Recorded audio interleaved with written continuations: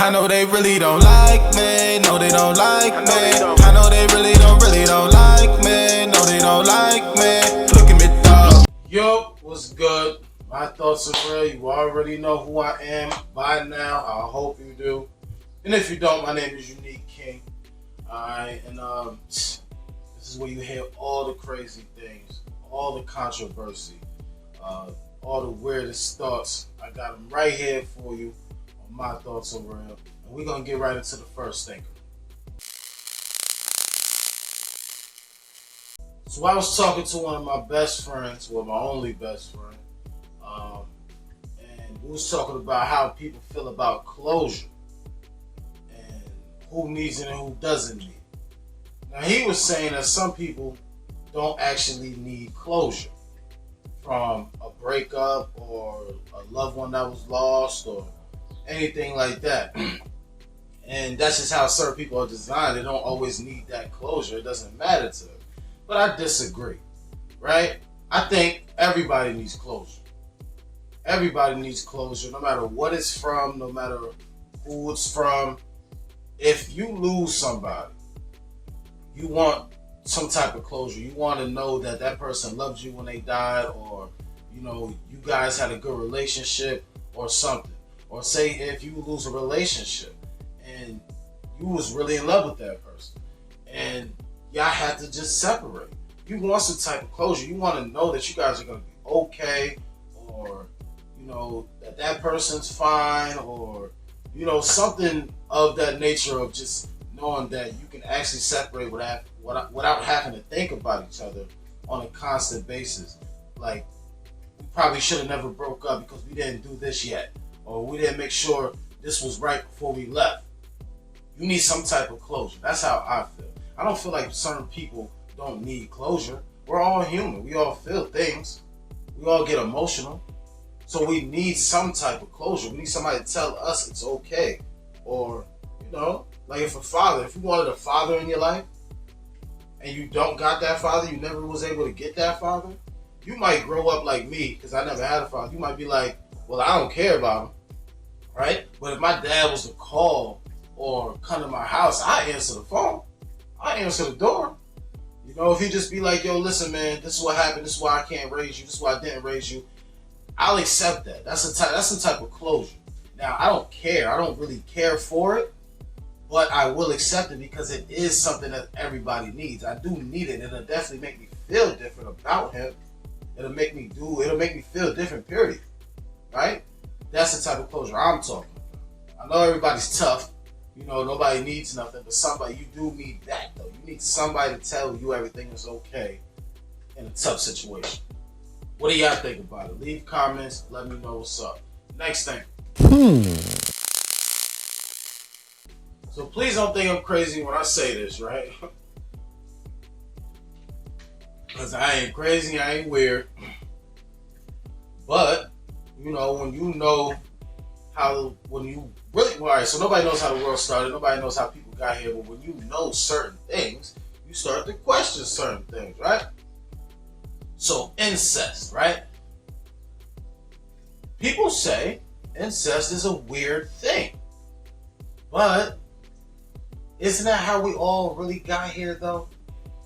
The only way incest did not happen when the world started, right, is if somebody or something dropped millions of people down here on Earth, and then we can have sex with who we choose to, without having to have sex with our own people, like family, right? But if it didn't happen that way, you know what I mean?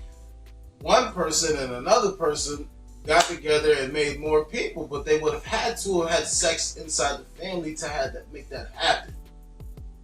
So incest is only weird today because it doesn't have to happen anymore.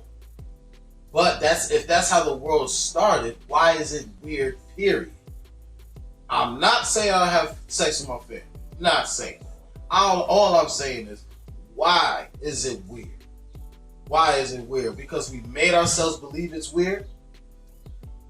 That's that brainwash thing I'm talking about. We're all brainwashed into believing what the person before us believed. So what do we make ourselves believe?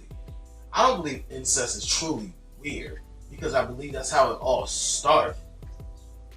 We just gave it a name and made that name weird. Right? Does that make sense to y'all at all? You know? Please let me know. Like I said, leave a comment, let me know, and we can get to the bottom of this. Next thing. Like I said about religion so many other times, religion is a dying practice and we have to stop doing it. They only started this so we can stay under community guidelines, and if you're not going to listen to me, him, or her, you're going to listen to a God that we gave you, and you know, tell us that you're gonna die or go to hell if you don't listen. So now you can't steal, kill, cheat, and lie, and these are the rules that God gave you, right? But it's all BS because these things happen all the time. Nobody's being penalty for it. The only people penalizing us for it is us. We're going to prison. We're being crucified through us. All right, God's never came down and killed nobody, right? But you know, it's 2025. Going into 2026, religion hasn't done anything for nobody. You know, you put all the work in, everything that you did, and you give all the praise to religion.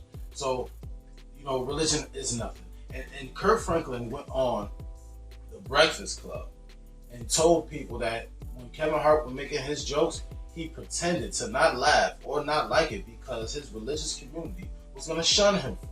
All the Kevin Hart jokes, and I'm like, they must not know Kirk. So, bro, it was so good.